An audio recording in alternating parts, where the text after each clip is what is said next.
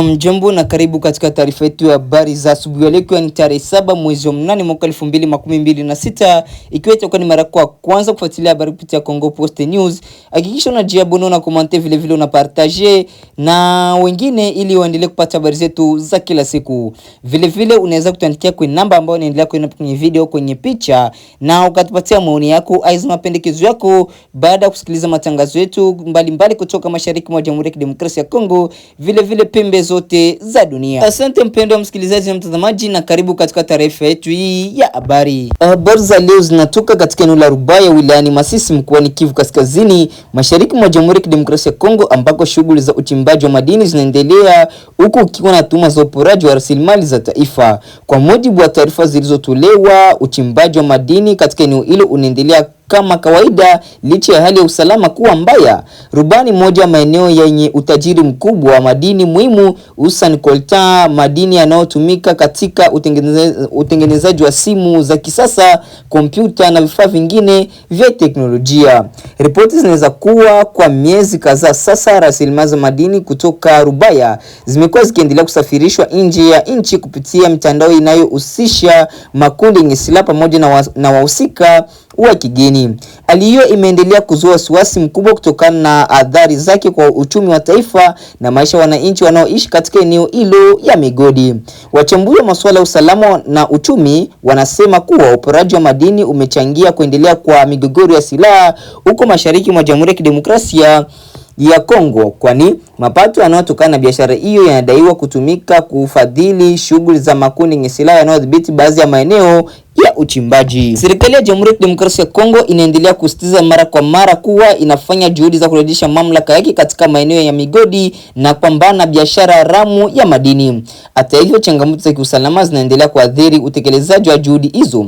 Wananchi na mashirika mbalimbali ya kiraia wanaendelea kutoa wito kwa jumuiya ya kimataifa kusaidia kuhakikisha kuwa rasilimali za nchi ya DRC zinawanufaisha raia wake badala ya kutumiwa kuchochea migogoro na kunufaisha wahusika wanaojihusisha na biashara haramu. Hadi sasa uchimbaji wa madini katika eneo la Rubaya unaendelea huku mjadala kuhusu usimamizi wa rasilimali za taifa na usalama wa mashariki mwa Jamhuri ya Kidemokrasia ya Kongo ukiendelea kuwa moja ya masuala muhimu yanayohitaji suluhisho la kudumu. Habari za leo zinatoka katika jimbo la Kivu Kusini mashariki mwa Jamhuri ya Kidemokrasia ya Kongo, ambako hali inaonyesha taswira mbili tofauti. Wakati mapigano yanaendelea katika maeneo ya milima ya juu na ya kati ya wilaya Fizi na Uvira, Mwenga na Fizi, shughuli za maendeleo nazo zinaendelea katika mji wa Uvira. Kwa mujibu wa taarifa zilizopatikana, milio ya risasi na mapigano kati ya makundi yenye silaha na vikosi vya usalama bado vinaendelea kusikika katika maeneo ya Uvira, Mwenga na Fizi. Hali hiyo inaendelea kuwalazimu baadhi ya wakazi kukimbia makazi yao wakihofia usalama wao, huku shughuli za kijamii na kiuchumi zikiathirika katika maeneo yaliyo karibu na mapigano. Licha ya changamoto hizo za kiusalama, serikali ya Jamhuri ya Kidemokrasia ya Kongo inaendelea kutekeleza miradi ya maendeleo. Miongoni mwa miradi hiyo ni ujenzi wa barabara ya taifa namba 5 maarufu kama route numero 5 unaoendelea katika mji wa Uvira kwa ufadhili wa serikali ya taifa. Barabara hiyo ni muhimu kwa uchumi wa eneo hilo, kwani inaunganisha Uvira na maeneo mengine ya Kivu Kusini pamoja na kurahisisha usafirishaji wa bidhaa muhimu. Wananchi wengi wanaamini kuwa kukamilika kwa mradi huo kutachangia kuboresha biashara, mawasiliano na usafiri licha ya mazingira ya vita yanayoendelea katika maeneo ya jirani. Wachambuzi wanasema hali hii inaonyesha kwamba pamoja na changamoto za usalama zinazoletwa na vita vinavyohusishwa waasi wa M23 na makundi mengine yenye silaha, serikali inaendelea kuwekeza katika miundombinu ili kuimarisha maendeleo na kutoa matumaini kwa wananchi. Hata hivyo, wakazi wa maeneo yaliyoathiriwa na mapigano wanaendelea kutoa wito kwa kurejeshwa kwa amani ya kudumu, wakisisitiza kuwa maendeleo ya kweli hayawezi kupatikana bila usalama wa raia na kusitishwa kwa vita.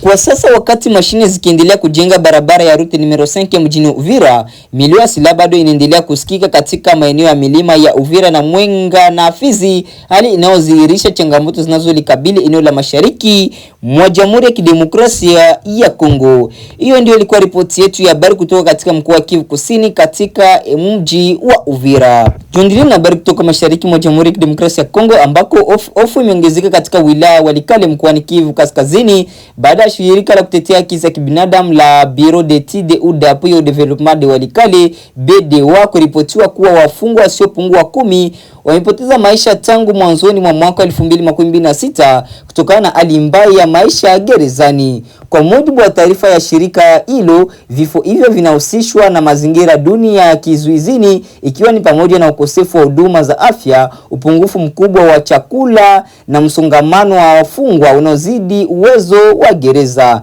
Mratibu wa BDA Metre Obedi Kamala amesema kuwa wafungwa wengi wanaougua magonjwa mbalimbali hawapati matibabu wanaohitaji. Kwa mujibu wake, hali hiyo imewaweka wafungwa katika hatari kubwa ya kupoteza maisha, huku baadhi yao wakizidiwa na mradi bila kupatiwa huduma za matibabu kwa wakati. Mbali na changamoto za afya, shirika hilo linaeleza kuwa upatikanaji wa chakula ni tatizo kubwa. Inadaiwa kuwa ni idadi ndogo tu ya wafungwa wanaofanikiwa kupata chakula, huku wengi wakibaki na njaa kwa muda mrefu. Hali hiyo inaendelea kudhoofisha afya zao na kuongeza hatari ya vifo. BDOA imeeleza kuwa msongamano mkubwa ndani ya gereza unazidisha matatizo hayo, kwani idadi ya wafungwa imepita uwezo wa miundombinu uliopo. Mazingira hayo yanachangia kuenea kwa magonjwa na kufanya huduma muhimu kuwa ngumu kufikiwa kwa wafungwa wote. Kutokana na hali hiyo, shirika hilo limetoa wito kwa mamlaka za serikali na taasisi zinazohusika na magereza kuchukua hatua za haraka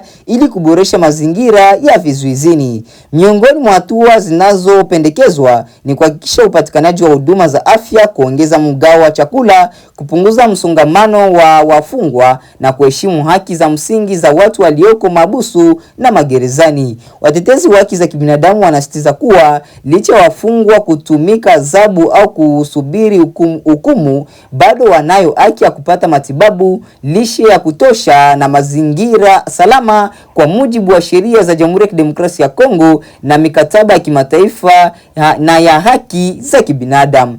Kwa sasa wananchi na mashirika ya kiraia wanasubiri hatua kutoka kwa mamlaka husika ili kuboresha hali ya maisha gerezani na kuzuia kuendelea kwa vifo vinavyoripotiwa katika gereza la Walikale. Tuendelee na habari kutoka mashariki mwa Jamhuri ya Kidemokrasia ya Kongo katika mkoa wa Kivu Kusini ambako gavana mkuu wa Kivu Kusini Jean-Jacques Purusi amewataka wakazi wa mji wa Uvira waendelee na shughuli zao za kawaida bila hofu, wakisitiza kuwa hali ya usalama ipo chini ya udhibiti wa vikosi vya ulinzi. Kauli hiyo imekuja wakati kukiwa na taarifa mbalimbali zinazozunguka kuhusu hali ya usalama katika eneo hilo, hususan kutokana na vita vinavyoendelea kati ya jeshi la Jamhuri ya Kidemokrasia ya Kongo na waasi wa muungano wa M23 katika baadhi ya maeneo ya mashariki mwa Jamhuri ya Kidemokrasia ya Kongo. Baada ya kurejea mjini Uvira, gavana Purusi amesema kuwa taarifa zinazosambazwa zikidai kuwa usalama wa mji huo uko hatarini ni sehemu ya kampeni ya upotoshaji unaolenga kuzua hofu miongoni mwa wananchi.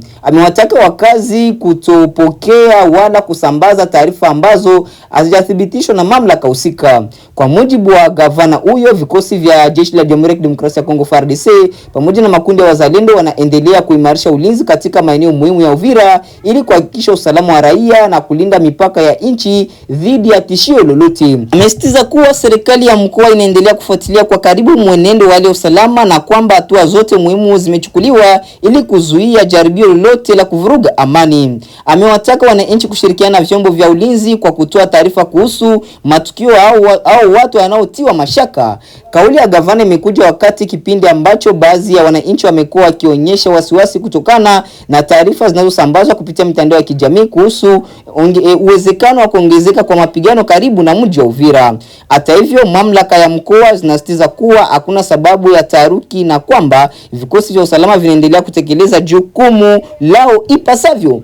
Wachambuzi wa masuala ya usalama wanaeleza kuwa katika nyakati za migogoro, taarifa zisizo sahihi zinaweza kuongeza hofu na kusababisha taharuki isiyo ya lazima. Hivyo wananchi wanashauriwa kufuatilia taarifa kutoka vyanzo rasmi na kuepuka kusambaza taarifa ambazo hazijathibitishwa. Kwa sasa serikali ya mkoa inaendelea kutoa wito kwa wakazi wa Uvira kuwa watulivu na waendelee na shughuli zao za kila siku na waendelee kushirikiana na vyombo vya dola ili kuimarisha usalama na utulivu utulivu katika eneo hilo. Hiyo ndio ilikuwa ripoti ya habari kuhusu ujumbe wa gavana Porusi, gavana wa Kivu Kusini, kwa wakazi wa Uvira kufuatia hali ya usalama inayoendelea kujadiliwa mashariki mwa Jamhuri ya Kidemokrasia ya Kongo. Baada ya kusikiliza matangazo yetu kutoka sehemu mbalimbali nchini Jamhuri ya Kidemokrasia ya Kongo, mpendo wa msikilizaji na mtazamaji, basi acha nikuunge moja kwa moja na habari za kimataifa. Karibu. Tuelekee sasa barani Afrika ambako Rais wa Tanzania Samia Suluhu Hassan amesema Afrika haijawahi kukosa maono na vipaumbele vya miundombinu ya bara hilo na kwamba sasa ni utekelezaji wa maono hayo. Kauli hiyo ameitoa leo wakati akizindua mkutano mkuu wa wanahisa wa Afrika 50 na jukwaa la miundombinu Afrika. Jukwaa hili limejadili mengi, lakini swali kubwa lilikuwa ni je, nini kifanyike ili Afrika iweze kujenga miundombinu kwa kasi na kwa kiwango kinachokidhi mahitaji ya sasa. Florence Majani ametuandalia taarifa hii. Jukwaa hili limewakutanisha zaidi ya washiriki 12,000 wakiwamo viongozi wa Afrika, wawekezaji, taasisi za fedha za kimataifa na wafanyabiashara kutoka nchi mbalimbali za Afrika kutoka katika sekta ya nishati na miundombinu, ambao kwa pamoja wamejadili mustakabali wa miundombinu imara na ya uhakika barani Afrika. Akizungumza wakati wa uzinduzi wa jukwaa hilo, Rais Samia Suluhu Hassan amesema jukwaa hili lina umuhimu mkubwa na linafanyika katika wakati sahihi. That's why this forum matters. Ndiyo maana jukwaa hili lina umuhimu mkubwa. Limewaleta pamoja viongozi, wawekezaji, taasisi za fedha na washirika wa maendeleo wakiwa na lengo moja la pamoja. Mawaziri na wawakilishi wa maraisi kutoka Afrika kadhalika wameshiriki jukwaa hilo leo. Katika hotuba yake ya ufunguzi, afisa mtendaji mkuu wa Africa 50 Elan Ebobise amesema taasisi ya Africa 50 inatambulika rasmi duniani kama taasisi inayoongoza katika uwekezaji wa maendeleo ya miundombinu barani Afrika. In 10 years of operations, katika kipindi cha miaka 10 ya uendeshaji wake, taasisi hii imewekeza katika miradi 36 ya miundombinu katika nchi 34 za Afrika. Across 34 African countries. Waziri wa fedha wa Tanzania ambaye pia ni mwenyeji wa jukwaa hilo, Balozi Hamis Musa Omar, alizungumzia nafasi ya Tanzania kama mwenyeji wa jukwaa hilo. Makamu wa Rais wa Kenya, Kithure Kindiki, alitoa uzoefu wa Kenya kwenye miundombinu na kisha akashauri is that Africa needs to build confidence. Afrika inapaswa kujenga imani kwa uwezo wake yenyewe. Ni wakati wa Waafrika kuamini kuwa bara letu lina uwezo wa kufanya yale ambayo mataifa mengine duniani yamefanikiwa kufanya. What others have been able to do. Jukwaa hili la siku 2 linatarajiwa kuimarisha hadhi ya taifa kama kitovu cha mikutano ya kimataifa ya biashara na uwekezaji barani Afrika, sambamba na kufungua fursa mpya za ushirikiano wa kiuchumi, uwekezaji na maendeleo endelevu ya miundombinu. Florence Majani, DW, Dar es Salaam. Sasa turejee hapa barani Ulaya ambapo mawaziri wa sheria na mambo ya ndani wa mataifa wanachama wa Umoja wa Ulaya wametoa mwito wa kuchukuliwa hatua madhubuti dhidi ya mitandao ya kusafirisha wahamiaji pamoja na sera kali za kuwarejesha makwao wahamiaji wasio na vibali.